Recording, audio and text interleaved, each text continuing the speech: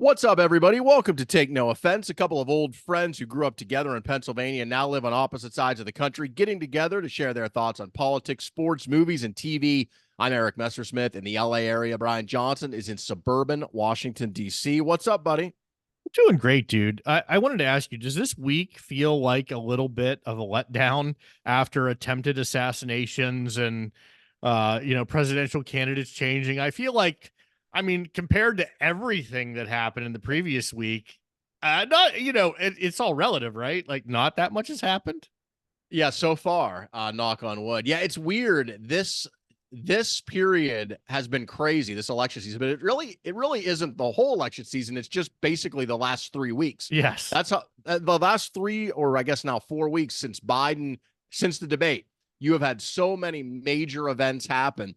And it's one of the reasons that I feel like we're entering a strange period now where I don't really know exactly how much to trust the polling yet, because it's shown a nice spike for Harris. But I don't know how much of that is kind of just everything happening all at once, how much of it is like a honeymoon that may fade.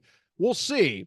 But that actually segues me into the first topic that I wanted to discuss with you. A week ago when we met, Brian, it was still pretty fresh that Biden had dropped out and Harris was going to be. The party rallied around her. It was clear she was going to be the nominee. Mamala. But the thing about her is she's done well, and it was real, at least so far for this first week. Raised a ton of money, $200 million. I just saw a rally earlier this evening. We're recording this on Tuesday that she did in Atlanta. She looked good. The thing I've noticed about her lately is she just looks confident and at ease, and it really comes across. She really does. And in the betting odds, she's at 41%. Trump is at 56%. Nate Silver came out with his forecast today. It was the debut of his forecast. He used to be a 538. Now he does his own thing, and he had it roughly the same. He had it about 55, 56, 38, something to that effect, or I'm sorry, 62, 38, something to that effect. And then if you look at the polling average, it's around 1%, depending on which polls you use. So clearly what has happened is Harris has consolidated a lot of the support that Biden had lost since the debate. She's back in this game. You can feel the energy and excitement. What do you think about the way this first week has gone down, both from her perspective, but also how do you think the Republicans and Trump have responded to her? Yeah, I want to talk about that. I think to answer your question directly before I transition into what I want to talk about, which is always a fun thing to do on a podcast, is I think the Republicans have responded very poorly, which is surprising given that we knew that it was likely, and you've been saying it for more than a month. I mean, post-debate, certainly, that Biden was going to drop out. So what you do wonder is, like, how could the machinery that's literally billions of dollars and not stupid, these are smart people, how could they have, like, no plan for this? I've been shocked by some of the attacks on Kamala Harris so far. The funniest one that I heard was that she hates Jews. Let me check my notes real quick. She's married to a Jewish man. Like, what are you talking about? So it's like they had no plan. It's like somehow they were shocked that this happened. I think the Republicans, part of her surge has been how poorly the Republicans have responded. I mean, they even went to Trump to give her like a fancy name. And they were like Lion Kamala, Lylin. Yeah. Like, and I was like, dude, you guys seem like you were not ready to pivot for this. I'm assuming we're on the same page. Like, it's a bit surprising, right? Yeah, oh, no doubt. I have been surprised. I think you just chalk it up to, it's one thing. It's like in life when something dramatic happens, good or bad, that you may have thought could happen and maybe even would happen. But then it does, and it just hits you kind of different. And I think that's what this was. That's an interesting it's like, take. Yeah, think about it in your own life. Like something happens, and maybe you thought it was coming, but then when the reality arrives, it really smacks you in the face. And I think that's what happened to the Trump campaign. Like they knew this was a possibility, but they didn't want to believe it. They were in denial because they thought we'll have Sleepy Joe. Right. They had planned for Biden. They were executing their plan well. They were leading in the polls. Like they felt good. They had the momentum. You could see this sense of almost inevitability from Trump and everyone else. And so I don't think they wanted to let go of that, even though the smart play would have been to focus more. They did focus a little bit on Harris during the convention, to be fair, but even to focus more on her would have been the smart play, and then have your plan ready to go. And what you saw, not just from the campaign, because the campaign's not just the people working for Of Trump. course, no. I meant the whole mechanism. Right. I meant Shapiro. I meant Hannity, Laura Ingraham, everyone. Surrogates, right? The media, all of that. You saw kind of the early. I think what happened is online, as we know, is not reality, but it shapes reality, because what it does is it skews the world, because the people who see it and are into it are the people we're talking about, the decision makers, the connected people. Yes. Right. They're on it. They are. I'm not suggesting some vast conspiracy where there's like a Zoom meeting on Monday morning, but you know what I mean. Right. I think what happened is the attacks that you were seeing online, even before Joe Biden dropped out, were things like she was a DEI hire. She's not really that bright. Her cackle, her laugh, her personality, some of her lines, like we need to unburden ourselves with what has been. Anyway, she got rid of that line, thank God. But my point is, the thing about how she got her political start, and she was, allegedly having an affair really with Willie Brown, man, for a lot of reasons. The problem with that is, like, that played really well, I think, in the right wing Twitter. But then when she became the nominee, those attacks kind of became mainstream, and they didn't play as well there. Of course not. And what you didn't see as much was specific policy attacks. I think that pivot has started. I've been watching some conservative media and seeing some things online, and I think it's pretty clear now that I won't say all, because there are still some people hanging on to those attacks, but I think most of the Trump campaign and conservative attack machine, they have switched now to more substantive attacks, which I think will work much better for them than what they came out of the gate. Yeah, I consulted my wife, and I did this for many reasons. Number one, I love her. Number two, she's brilliant. But more than that is, I think she's the target audience here, because, she voted for Trump in 2016. She didn't vote for Hillary. She did not vote in 2020 because she did not like Trump, and she did not want to vote for Biden. And now she's basically, I don't want to vote for Trump because of January 6th. So I asked her what she thought of Kamala Harris, and she's going to vote for Kamala Harris because she's the target audience, someone who can go Republican, Democrat. She likes the candidate. She doesn't like the candidate. And she's excited about Kamala Harris. I don't want to put words in her mouth, obviously, but I think the person who's not to consult and not to be silly is me. Like, my mind is made up. Like, January 6th is it for me. I'm going to vote for a potato before I would vote for Trump. But again, I consulted her because I think she is going to be the key demographic in this upcoming election. I think it's going to be suburban women, college educated, outside of urban areas. I mean, it's going to be so close that if Kamala can pull a great margin in that group, she's going to win. I think what it comes down to is one of the reasons these attacks kind of missed the mark. I think it's like the bubble we live in and the selection bias. And you think that the things that, especially if you kind of have your mind made up and you're in one of the silos or on one of the teams, the stuff that you like and that all your friends that you talk to like online or in real life, that you all have the same opinion of, you begin to think that most people think like that. And of course, it's not true, but that's what you begin to think. And so you're like, oh yeah, this will play great. She's a DEI hire. No. She doesn't have a brain. But then it gets out there with like normie people who don't live and breathe this stuff. Trisha is not on X. She's not on Twitter. She doesn't have an Instagram. She's like, no, she's interested in policy. Right. And that's why the people who are the best political strategists and who are usually the most well paid are the people who can connect with those people, like your wife. Because I think you're right. Harris plays certainly way better than Biden did with those people. Oh, yeah. But I think what you're seeing is she really, there was some state polling that came out today from Bloomberg, and it was kind of all over the place, but it had her up plus 11 in Michigan. Now, I don't believe that. I think that's an outlier. But it had her even or ahead in all of the swing states except for Pennsylvania.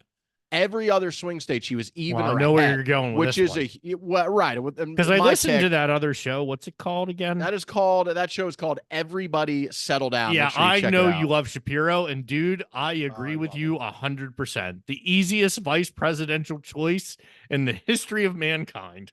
If you can win Pennsylvania and you can make up 1% everywhere else because of your vice presidential pick, you do that 100 times out of 100. Yeah, I think Harris has, I think, performed really well so far and shown she has pretty good political instincts.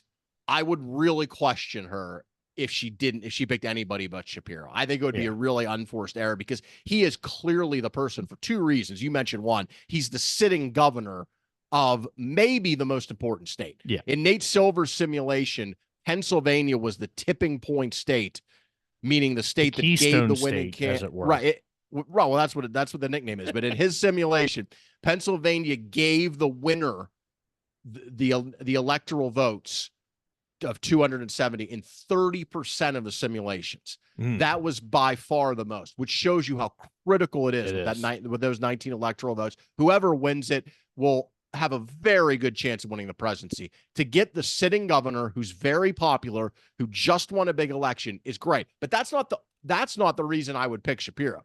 That's a reason to consider him. Yeah. The reason I would pick him is because I'm telling you, he has it. He's a real one. He's got like first-rate political skills. He's the Jewish Obama. That's what somebody said on X. I would not go that far. No, me neither. To be fair, from what I've seen, I do not think he's as good as Obama in terms of political skill, but he's the closest I've seen in a while. I mean, he's even that really is a good. heck of a compliment. Now again, I say that with the huge caveat of as with any presidential candidate who's never been on this stage, you never know until they're in the fire, because we're going to learn everything about their past, good and bad. Look at JD Vance, and they're going to be faced with a kind of scrutiny and questioning and nerves that they've never had before. Big stages, big moments, but I think he's ready for it. He's really good. And I mentioned Vance. The other thing I wanted to touch on with you this week, what do you make of these first couple weeks of JD Vance, who, when he was picked, had the worst favorability ratings of any vice presidential candidate at the time of being picked in modern history, and now his negatives are even higher. ABC Ipsos poll this week had him at 39% on favorability. All these stories keep coming out about things he has said, mainly about people who don't have children. Yeah. And calling, man. Cat ladies and all the rest. So what do you make of the JD Vance rollout? Dude, for someone so smart who has such a great story, it's such a great story they made a movie out of it, as a matter of fact. I can't imagine a more poor start. It's really surprising, because there are things about JD Vance I should like beyond that he's a Marine. I mean, he's smart, he's young, but God, is he a populist, and that annoys me to no end, as you well know. I like it when people have conviction about certain things, particularly when you're like, I don't know, trying to set policy that shapes the world. I think it's kind of an important thing to have those convictions, but I digress. I have been, and I'm rarely shocked at how, given that background of how well he could do, and he's handpicked by Trump, who I've called on this very show the Michael Jordan of Republican politics. Dude, I think he's going to get fired. You don't even think he'll make it? The idea that if you don't have children, like natural born children yourself, you don't care about the future of the country is, I mean, let's not even talk about the abortion thing that he's got going on, which, why would you touch that in the Republican Party? They've been backing away from that because they know smartly. They know not to do that, not in 2024, not with what's going on. They have a great position, and you're out here saying under no circumstances should you. Dude, I think Trump is going to fire him. I really do. That's the hottest take I'm going to have on this show. I think he's going to get fired. I don't think Trump will do that, because that would Trump essentially being admitting he was wrong. That's hard for him. You're right. And I don't think he would. You know what? You convinced me in 0.2 seconds. The only thing, if you continue to see, because so far we're seeing, like, the New York Times had a big story about college friend of his who released all these emails and texts between them. And it just feeds into what you said. Two things. Number one, these pretty strange views about people without kids. But even more important, number two, the way he has completely transformed the way he sees the world. It's more than just, oh, I changed my position on this issue. Yeah, I've moved more right as I've gotten older. Right. We all have to a certain extent, but geez, dude. Right. We all have moved on issues. Everybody moves. That's smart. That's good. That's what we should do if we're but the thing with him is, in a fairly quick period of time, it's such a dramatic change about the way he viewed Trump. So that's that makes you think he is a bit of an opportunist, let's be honest. But the other thing too is, again, it goes back to what we were saying earlier. If you know people who are pretty conservative and you follow that social media, you know that his view that about the cat lady and about the people, that is very prominent on the right. And it gets into what I said before. In that echo chamber, that is a very mainstream popular view.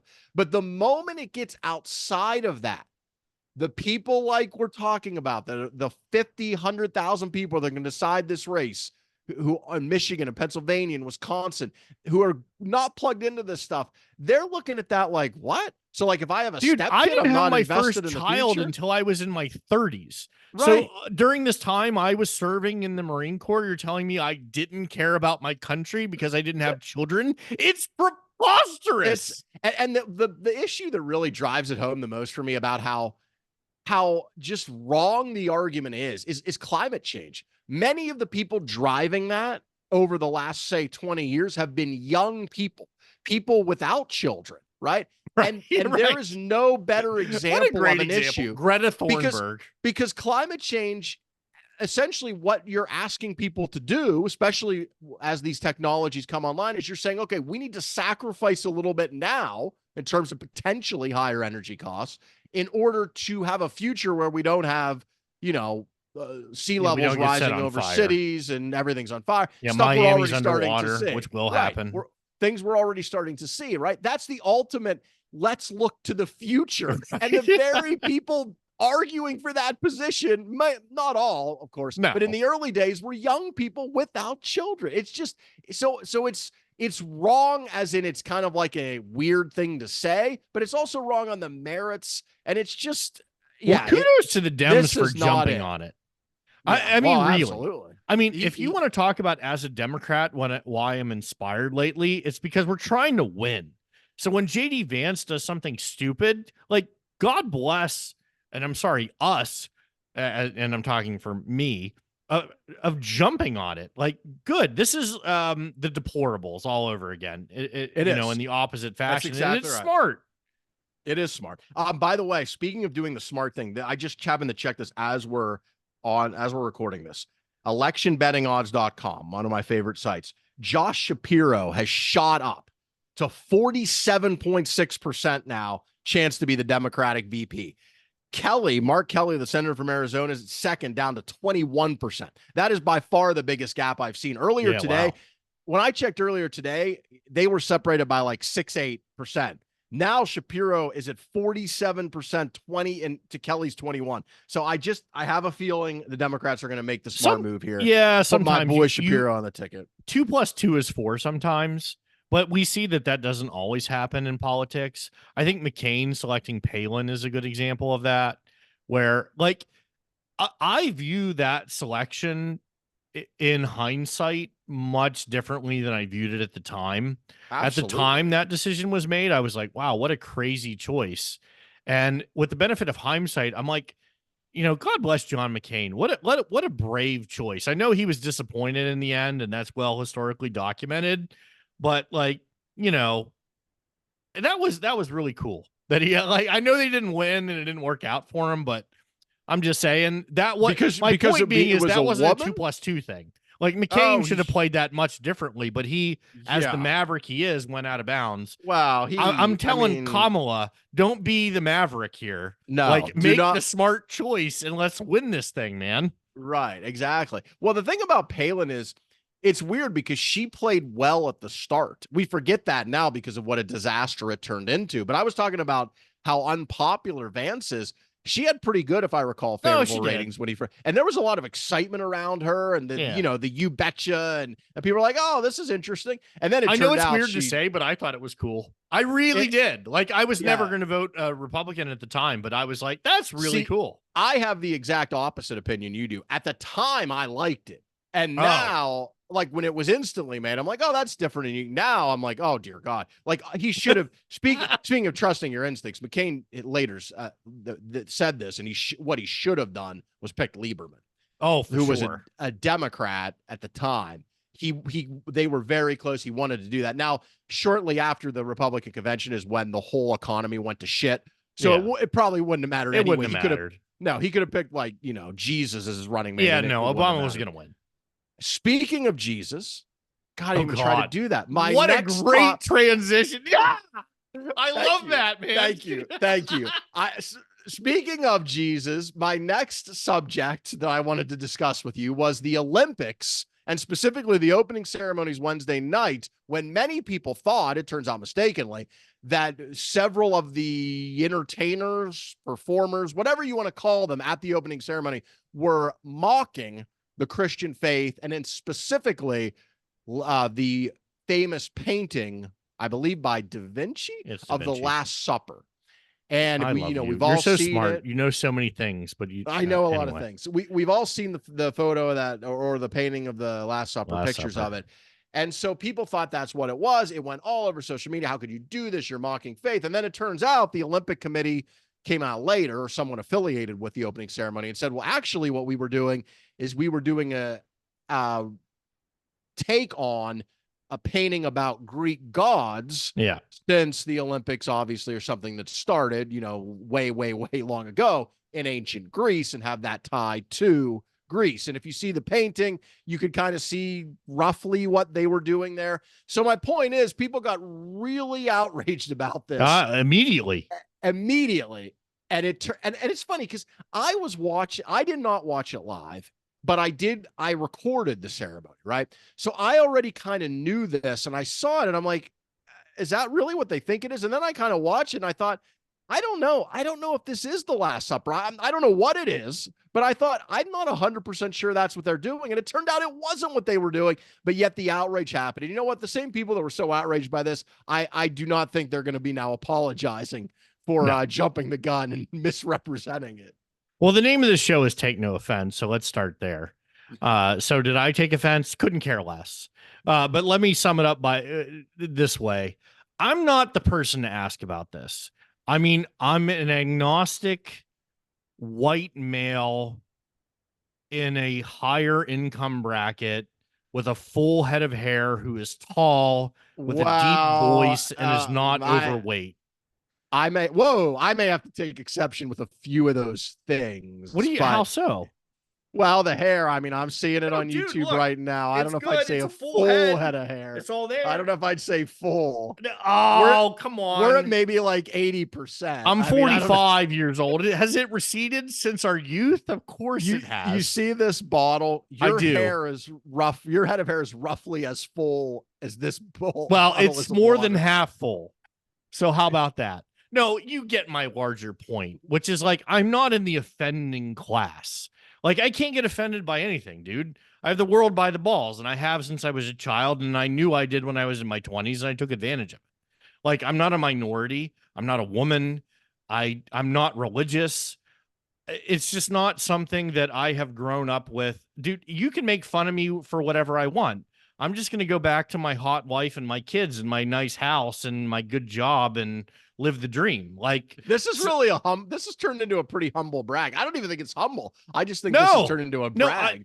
But here's my point, is that if you are gay, if you are in the LGBTQ plus, if you are a minority, any of those things, like like for this example that we're talking about, religion, I'm not a religious person. So of course I'm not going to get offended by it. When I saw it, I didn't give it two thoughts. I thought, well, look, for anyone who's never been to France, and obviously based on what I just said, I've been to France. Of course you have. Of course I have. In fact, you have a home there, right? Right. Yes. Just in the summer in the south of France. The point is that like, it is a very despite recent political events, it's obviously a very open culture. Like, Yes. like sexuality historically, and I don't think this is profound, from France has been pretty loose, given that that's where Roman Polanski went after he was accused of raping a teenager. Statutory rape, to be clear. And he won't be released from, like, sexually, they're not a repressed country. So for them to have this type of thing during the opening ceremony, I think is in line with something that would happen in France.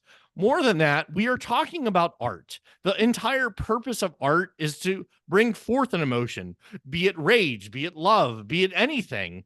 That's what art is supposed to do.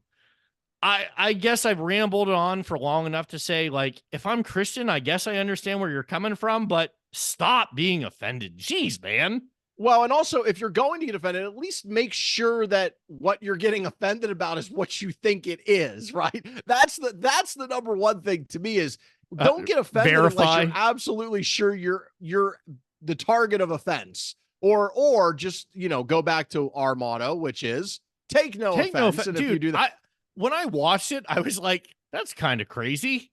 And then I just moved on with my life. I didn't give it two thoughts. But I come back to my initial point, which I know I'm going to regret later, and you're going to make fun of me probably for years about, which is absolutely. Like, I'm not in the offending class.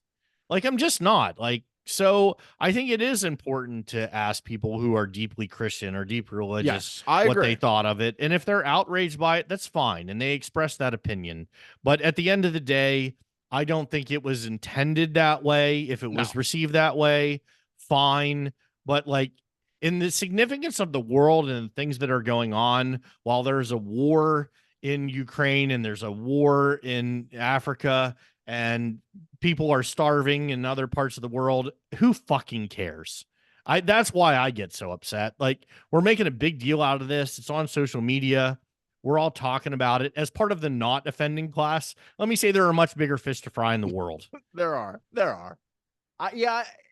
Look, I think it's really two conversations. The first thing is, man, they were really wrong and overreacted because it wasn't what they thought it was. But the second one is, even if they did think it was, what should be the level of outrage? And it's so hard for me because, like, I'm kind of like you. I don't get really that outraged about pretty much anything. Yeah.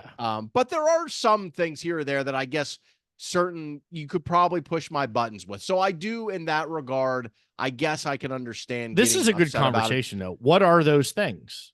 Well, I'm trying to think. I mean, it would have to be really like trying to overthrow the government. Yeah. Well, like, what a great start. I mean, I can't. I have no one up for you on that one. That's such a good one, man. That's probably number one on my list. In fact, that may be it. But there are all these other things, I guess, that punching down is mine. Yes. But here's the thing. Even if I got offended, even if it was like a punching down, like you said, and I thought, man, that's in really poor taste. Right. And I'm like, I don't really like that. Even if that happened, my level of outrage would not be enough to go to X and post it. We've talked about this a million times. I wouldn't be boycotting the whole Olympics. I'm not going to cancel my Netflix subscription. No. Like, what are you talking about? Maybe this is just a sign that you and I just don't care enough about certain things. Well, maybe that's, like I said, I know I belabored it, and I know you're going to mock me for it long term, but I did think it was really important to establish those things in the front end. Absolutely. Because if you're really not in the class that's being offended, I think it's important to ask the people who would be offended, which is why I have some defense for it. Like, if you're deeply religious and you're deeply Christian and you saw that and you were offended by it, like, it's okay. Like, you should be able to express those opinions. Right. Yeah. If it was what they thought. No, I know, but even without the research or even with anything else, I mean, dude, people form opinions quickly. Yes, that is true. Yeah, it's that. But like, dude, I understand where a large majority of the immigrant population comes from. I understand why the minority classes feel the way I do. I think there needs to be an outlet for them to use their voice. And again, I go back to, I have listened to your whole thing on Everybody Settle Down, and I recommend that people listen to it. I think where I kind of break apart from you and your partner there are, I think things like having every class represented in certain things are important, because I think it sends a message to people who are ignorant or aren't educated that these other people exist and they also matter as equally as you do. Do people push it forward sometimes too much like they do in The Acolyte? Absolutely. I think sometimes it is taken way too far. I think the Bud Light Lime commercials are funny. I think the whole thing, but at the end of the day, like they do matter. I They agree with you. really I do, do. because there are kids that grew up like me and you with 99% white people who never Yes. get to travel outside of their little vacuum and see that there's a larger world and that there are families with two dads and that there are mixed races. Like that's the other Yes. thing about Kamala, not to bring it full circle back to our original conversation, is like she's two races. Oh my God. Like that's crazy. The point of you get what I'm saying is the reason it's important is people Yes. need to know there are lots of mixed race families that I agree. face certain things in the world that as a white couple you're not going to experience. So is it silly sometimes? Yes. Is it taken too far sometimes? Absolutely. But I do think it's important that the LGBTQ plus community was represented in those opening ceremonies. And I even agree. if it represents 0.2% of the population, I'm happy it was done. No, I agree with you. I just want to clarify my point of view on this. I like representation. I think it's very important. I think we should reach out. We should broaden things. We should give everybody opportunities. What I'm saying is the thing I disagree with are results oriented, where we say, okay, if you're working on this production, X number of people must be from this minority group. In fact, I think now the Oscars is using criteria that if you don't hit these certain benchmarks for people from these various groups represented, then you can't even be nominated for an Academy Award. I mean, it's just what I'm saying is we've taken it too far. Yes, we should reach out. Yes, we should be inclusive. Setting exact quotas for things like art or going so far over the top that it is obvious on screen what you're trying to do, I think is when you have taken it a step too far. That's my only. I'm going to let you finish, but it's very rare on this show where we disagree. And I think the reason that these quotas, as you're calling them, and it sounds pejorative, are important is that you won't have a real impact and you won't have real change until they're enforced. Is it idealistic that the best person gets the job every time? Yes, of course. That's the idealistic view. But not to go back into like oppression and history and all these things that lots of people already know. Let me just say on this show, what we've done to minority communities in this country for a long time, and this is not profound, is fucked up. I come from law enforcement, and I will be the first one to tell you it is systemically racist. And we can have a conversation about that a different day. Is it intentional? No. Are the people in law enforcement bad people? No. But I'm telling you, they are set up to fail because it is a systemically racist paradigm. And it's no different in Hollywood. It's no different in the corporate structure. It's no different anywhere. And if you don't take the step to ensure that people from these communities are included in major motion pictures, in law enforcement, in your workplace, then it's never going to change. My rebuttal to that would be if you think in 2024 that, for instance, the gay community, the Black community is not given a shot in representation. I agree with you that is the case in some things still today, and it certainly was the case in everything 30, 40, 50 years ago. What I'm saying is in the world that exists today in 2024, gay people do great in Hollywood. You know what I'm saying? No, I'm not saying they don't. Other minority groups do great to the point where I just hate lumping it into groups. I'd rather keep it about individual people, but I get what you're saying. Yeah, what I'm saying is those things now in our modern society in many industries are not necessary, and in fact are counterproductive. Is my point. See, I disagree that they're counterproductive. Everyone brings up the examples of Michael Jordan owning an NBA team. Like, yeah, he did, and then he sold it off, and other people come in and out. But like, look at the ownership in the NBA. I mean, it's all white people. That's pretty true, much. But people give the example of Oprah Winfrey. Like, look at Oprah, this poor girl from Chicago who made it. They point out some anomaly that like someone who like Oprah is incredible, but like you hold her out there as like some sort of example. Like, see, everyone's involved. Like, are you kidding me? That's like saying Tiger Woods. Right. I don't know, man. I agree with you on that, but my point was you can't, everything is not the same. And what I'm saying to you is Hollywood is not the same as sports ownership. No. Like sports ownership, you're right. In order to get in that club, it's going to be very hard unless you have generational wealth. Absolutely. Correct. It's going to All be right. very difficult. I'm sorry, Moving- man. It's something No, I'm very I think passionate it's about. a I good appreciate you discussion. talking to me about it. All right. So speaking of the world of entertainment, let's do our reviews for the week, starting with episode 7, season 2 of House of the Dragon. Spoiler alerts ahead, of course. Oh, of course. It was the next to last episode.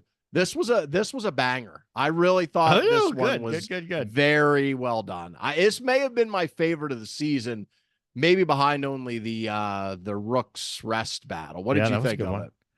I enjoyed it very much. A few key points to hit on. Allison just doing a little R&R. Club Med out there in the woods, Yes. taking a break, Floating around. As well, Eamon wanted her to pursue more domestic pursuits, so yes, she's true. like, to hell with it. I'm just going in the woods, camping out here. I thought that was interesting. I mean, obviously that wasn't the key point of the episode, but I enjoyed that. For some reason, it just tickled me, like very, very much. I enjoyed the episode tremendously, as I've enjoyed all of them. I agree with you. Probably the second best after the Rook's Rest episode. Just as far as advancing the story, there's so much to talk about here. I don't even really know where to begin.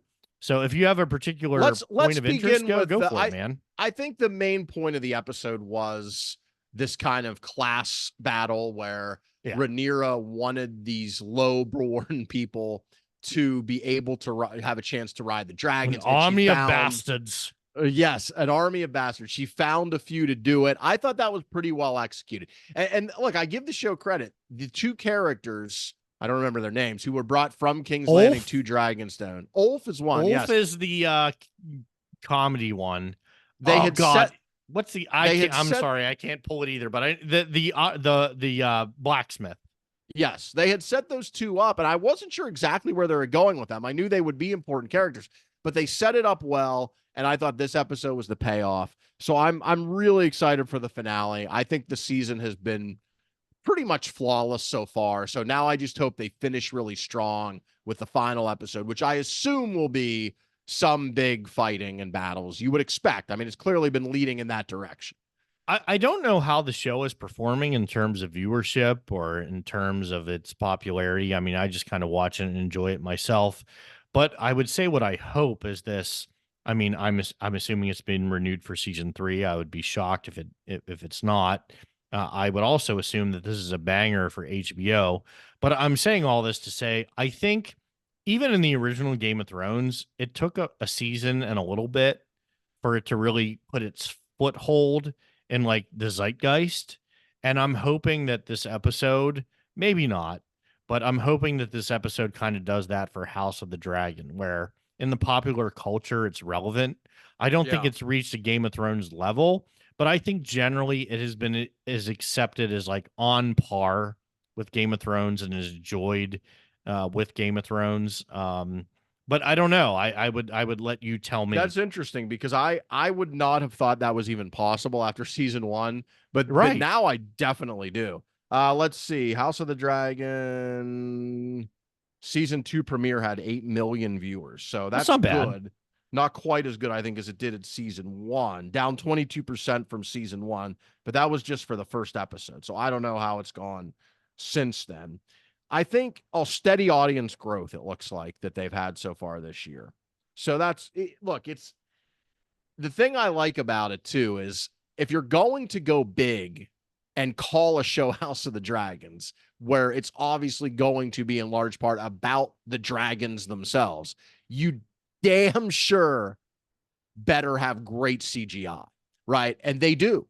Like and look, not everything we have seen in recent years has amazing CGI that always looks impeccable. Oh no, their CGI is amazing. There are some is better than others, right? But they like even in these episodes, I thought especially when you see the dragons really up close. Yeah, they do a great job with that. Where Rhaenyra's on the beach at the beginning talking to the sea snakes bastard. Adam of Hall, and the dragons are behind them. I thought it was really cool. So I'm excited for the finale. I love the show so far.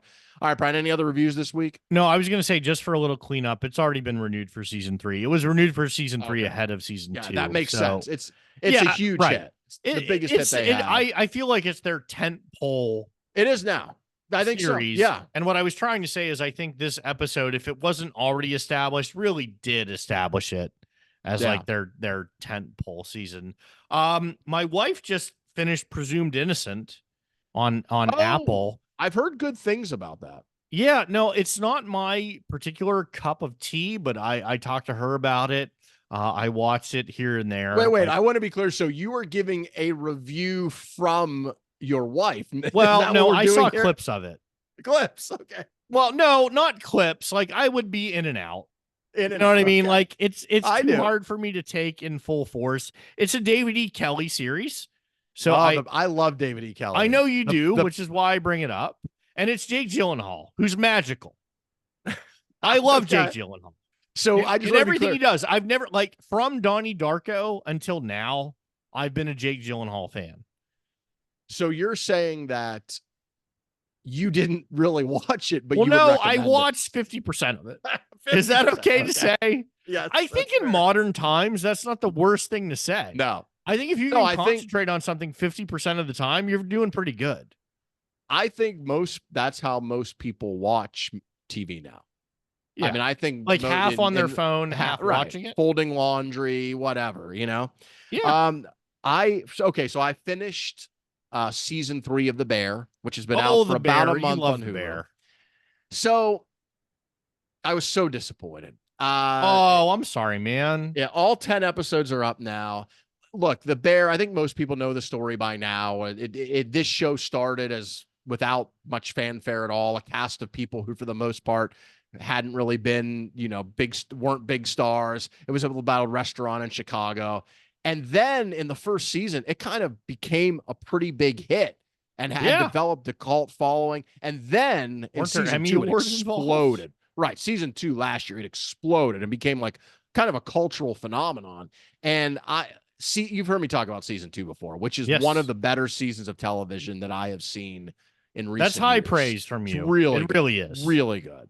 And season 1 was pretty good too. But this season 3 is, in my opinion, by far the worst season. And the problem is they took some of the things that worked well in the first 2 seasons and they just pushed, rather than just kind of sticking with them, they just kind of pushed them too far. There's a lot of, if you watch the show, there's a lot of long scenes. What's funny to me, because you like to push things too far. Well, that's true, but this is too much. Long scenes. There's a lot of flashbacks that jump through time, too much. There's a lot of montages that I think are just a little, and they just lingered on things too long without getting to any kind of real resolution of a lot of the main plot points. Like, that's kind of the thing about the show is we went through 10 episodes of season 3, and most of the main plot points weren't resolved in almost any way.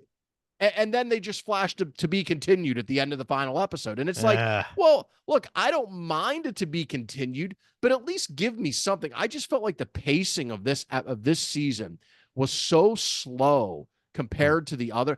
No, I want to be clear. The show's always gone at its own pace. This has never been like it's a Better Call Saul pace. Show that's always breakneck. Right. It's always been kind of a slow burn. I'm fine with that. I love slow burns. But you got to actually burn, right? Yeah, you have to burn at some point. There needs to be burn. There needs to be some fire. And there just wasn't enough fire in this season. That said, the acting still is top notch. The show still is, as good as a lot of stuff on TV. I give season 3 a 6 out of 10. Okay. Because the acting is still so good that it's above average to me, but not by much. 6 out of 10 is not great for an Emmy award-winning program. Well, especially when I gave season 2 10 out of 10. Yeah. So that's quite a drop. And I think, look, Jamie Lee Curtis is amazing. She's a treasure, and that's one thing about the Bears. They do have great guest stars, and Jamie Lee Curtis, who was in a couple episodes of season 2 and knocked it out of the park. comes back in season 3 and she is so good. Like the episode that she really stars in, which I think is episode 8, that you could just play that as like a master class of acting. I mean, Wow. she's going to win a guest starring Emmy, I'm sure. You had other guest stars as well. Joel McHale, he was in several episodes, kind of playing the nemesis of the main character, Carmi. He was really good. You had John Cena making a Oh, wow. cameo. I don't think that one worked as well, but hey, it's John Cena. How So could you you even still see had him on the screen? you still had that, but yeah, the jokes were kind of flat. I don't know. It just didn't have the same verb Well, that the this is what second I was season had, saying which is about so disappointing. The Boys. It sometimes you hit that repetition. Yeah. It's something in Yeah, the algorithm. you got a constant, right. It's like you find a thing that works, and I get that. But sometimes you gotta reinvent it, right? You gotta give it a little bit different flavor, and you can't just sit in the same plot points forever. You have to, there has to be some, and again, I like shows that go at a slower pace if they're well executed, but you got to have some forward momentum in the plot. And that would be my biggest critique of this show, is there was a lot of sideways momentum, Yeah. but we weren't really pushing it forward. And but I really want you, especially because look, the show really, it's always I been like about food. food and restaurants, but and this is another thing I think they've done a little too much. They have leaned into the food thing so far because the show has become such a phenomenon, which I'm sure they didn't intend initially. They have now taken it and used it as a platform to highlight like real life chefs.